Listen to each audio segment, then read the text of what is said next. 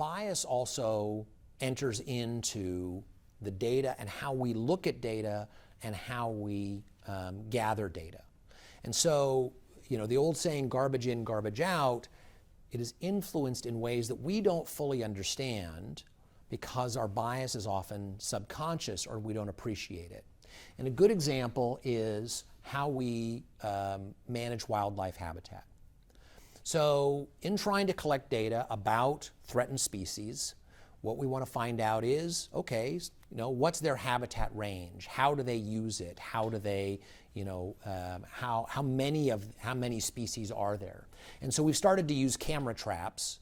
And what a camera trap is simply a camera that when it sees motion, it takes a photo, it looks for what species it is, how many of them, how frequently they're there, all of those sorts of pieces of information that are very useful to scientists to understand, what's going on. And so the question is, okay, when you get all that, so you have all this data, all these photos of these species, and now you have to sort out what you've seen. And so there's basically two ways to do it. One is to take all of that data and put it on the internet and have people look at the photos and figure out, okay, what's going on here? What species is it? How many are there? Things like that.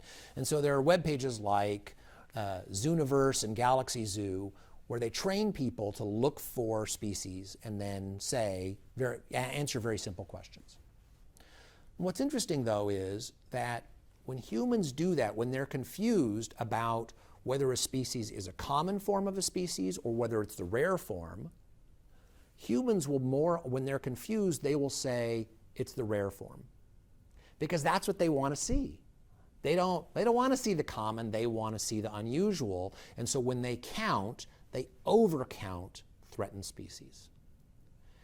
Artificial intelligence, we now are training artificial intelligence to recognize species, and artificial intelligence does the exact opposite. When it is confused, it goes with the statistics.